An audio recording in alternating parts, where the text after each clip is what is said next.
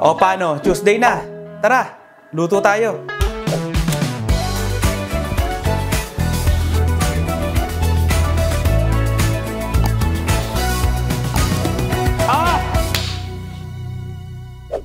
Dahil December ngayon, syempre maraming handaan, mga party. Etong lulutuin natin guys, perfect na perfect to sa mga handaan. Napakadali lang nito at sobrang sarap pa.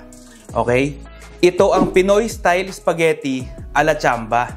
Ano pa hinihintay nyo? Simulan na natin to. Eto lang yung mga ingredients na kakailanganin nyo.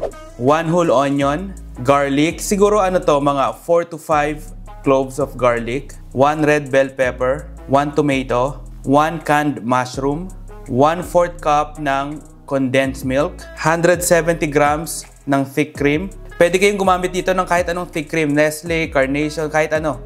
4 to 5 pieces red hot dog, 2 tablespoons of soy sauce, 2 tablespoons of oyster sauce. At ito yung ginagamit kong spaghetti sauce. UFC Sweet ano ba to?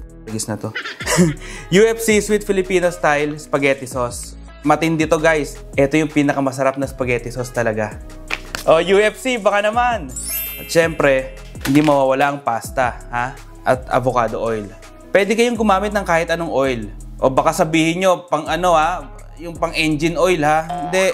Pwede kayong gumamit ng kahit anong mantika. Ako, gusto ko lang avocado oil. At syempre, hindi mawawala ang ground beef. Usually guys, ang ginagamit ko dito talaga sa spaghetti ko, regular ground pork or regular ground beef lang. Yun talagang ginagamit ko. Pero syempre, special ang buwan na to, kaya gagamit tayo ng medyo mahal.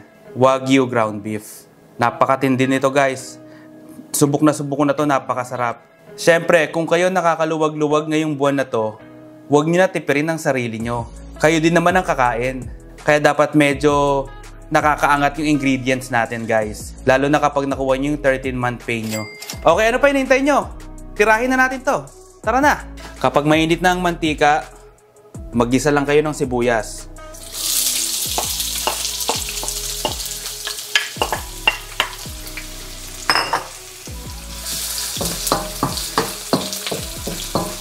Ako talaga guys, inuuna ko ang sibuyas sa paggigisa kasi kapag inuuna ko yung bawang, natutusta. Pero depende sa trip nyo, ha? Malalaki na kayo. Kung ano yung gusto nyong gawin. Kapag translucent na yung sibuyas, ilagay na ang bawang.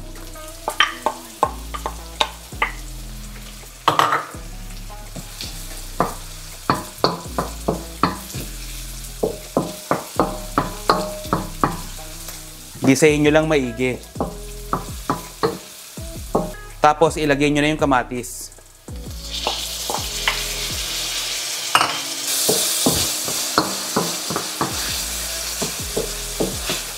Kapag nagisa nyo na maigi, ilagay na natin tong ground beef.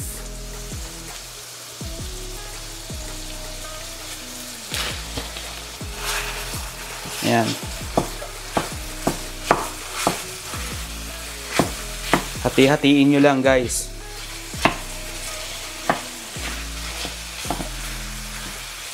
Huwag kayong mag-alala, mamaya maghiwalay-hiwalay yan. Tapos ilagay na natin itong 2 tablespoons of soy sauce.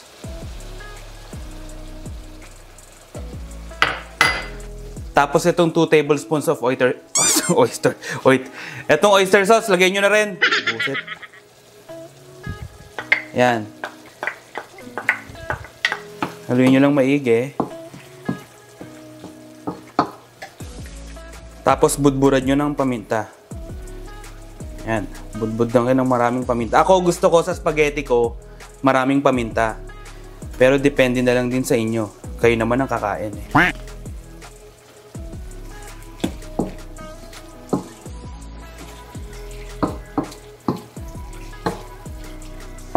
Guys, lulutuin ko lang to ng mga 10 to 15 minutes, ha?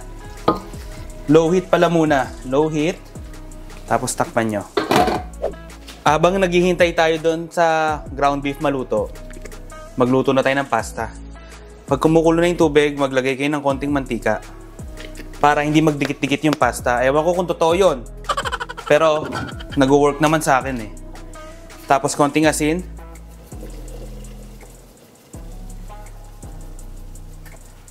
Ang tekniko dito guys, kapag hindi ko na madakot, yon, pwede na yon. So, drop nyo lang. Yan. Ano ba yun? Twist? Wag na. Tapos, bitawan nyo lang. Boom! 11 minutes guys ha. Exactly 11 minutes nyo lang lulutuin tong pasta. Para al dente. 12? 12 daw, sabi ng asawa ko. 12 minutes para al dente. Okay? Exactly 12 minutes nyo lang lulutuin to ha. Mag-alarm ka nga ng 12 minutes. Dali. Yan, ilubog nyo lang. Wag na wag nyong babaliin ha. Magagalit yung mga Italian yung friends. That is illegal in Italy. Yan. 12 minutes guys. Guys, make sure lang na halu-haluin nyo ha.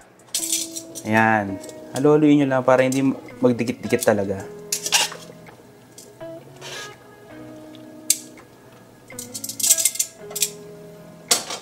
Tapos, huwag nyong tatakpan totally.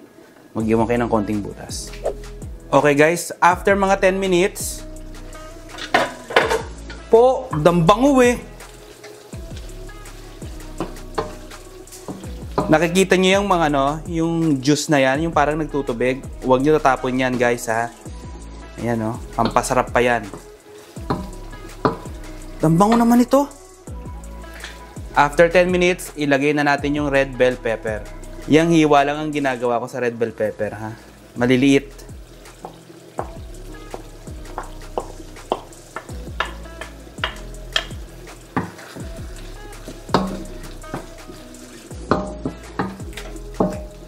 Haluin nyo lang maigi.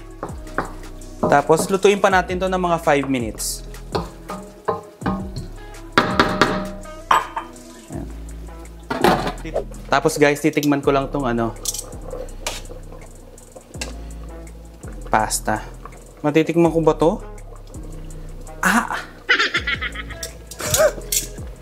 Tikman nyo lang.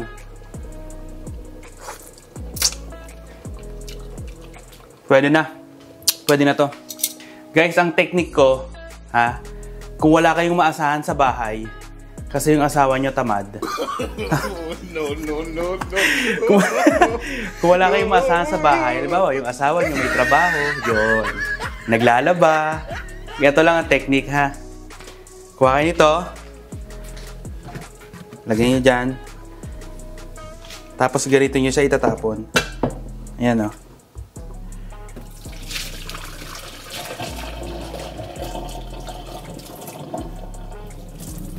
Diba, ang dali? Ang dali lang, diba? Okay. Ganyan lang. Tapos, pag natapon nyo na yung tubig, gagawin nyo, papaliguan nyo ng cold water. Yan.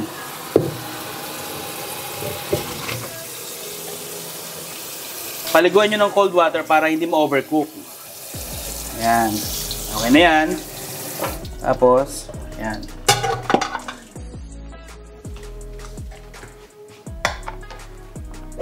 Okay, so after 5 minutes, yan. Haluin nyo lang maigi ulit. Lalong bumangon nung nilagay ko yung bell pepper. Okay? Ang ilalagay naman natin is yung red hotdog. Hindi ko na pinrito yan guys ha. Pero kung gusto nyo prituhin, prituhin nyo. Bahala kayo sa buhay nyo. Malalaki na kayo. Ako mas gusto ko yung ganyan. Tapos mushroom.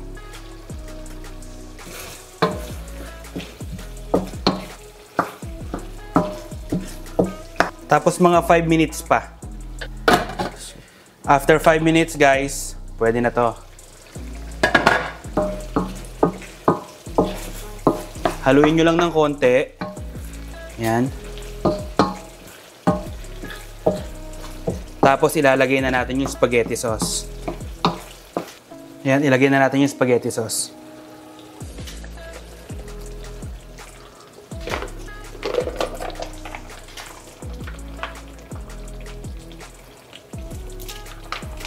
Simutin nyo maigi ha. Tapos haluin nyo lang ulit. Yan, halo lang kayo ng halo. Tapos guys, kapag nakikita nyo yung may nabula na, ayan o, nakikita nyo, bumubula-bula. Ilagay nyo na yung thick cream.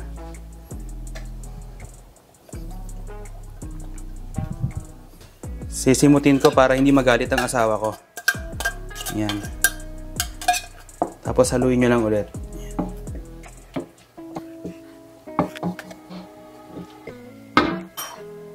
Lutuin pa natin to na mga 3 to 5 minutes.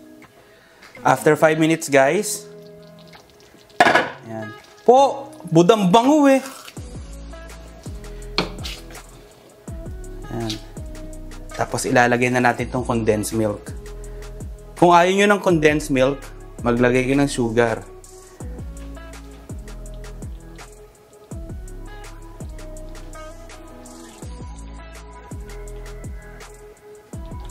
Dambagal pala tumulo nito. Kaya condensed milk ang nilalagay ko guys kasi pampa-creamy at pampasarap pa ng spaghetti sauce. Kung gusto nyo hindi na gumaling yung sugat nyo sa paa, ilagay nyo na itong isang buong lata. Tapos haluin nyo lang ulit. Huwag nyo nang tatakpan. Okay na yan.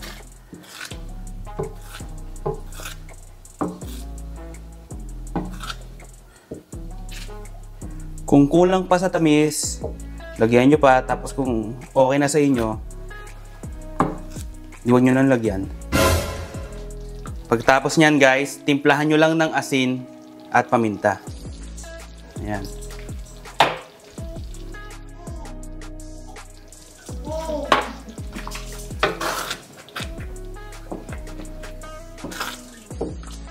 Patayin nyo na yung kalan.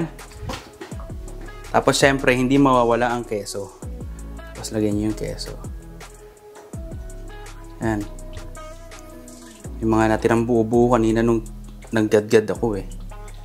Lagyan nyo na yung keso. Tara! Kain tayo!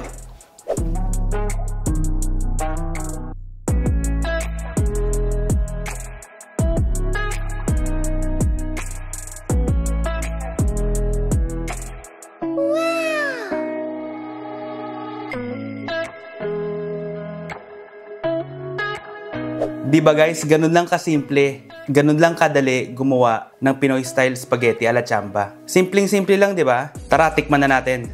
Teka muna, ang kapartner niyan talaga para sa akin, wine. Oh, sarap nito. Ako, ganito yung gusto ko sa spaghetti, yung naglalawa sa sauce, tapos maraming keso. Po, Diyos ko. Naamoy ko pa lang eh. Haluin nyo lang maigi ha, pag kayo kakain. The perfect bite.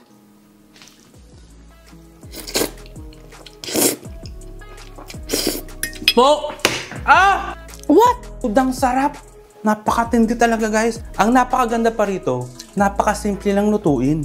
Simpleng-simple lang yung mga ingredients, maliban doon sa Wagyu. Pero talaga guys, etong version ko, pinakamatindi sa lahat. Napakadali lang, di ba? Oh, tamang-tama yung creaminess nung sauce. Matindi to. Hindi ako mapapahiya pag ito ang dinala nyo sa mga handaan. Kakabahan ng Jollibee dito. Walang-wala. Tapos papartneran nyo ng wine. Napakasarap.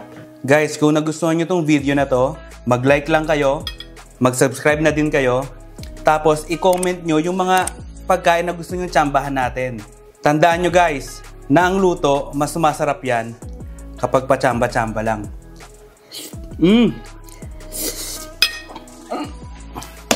Sarap talaga guys. Paano? Next week ulit. Uy, kalimutan ko.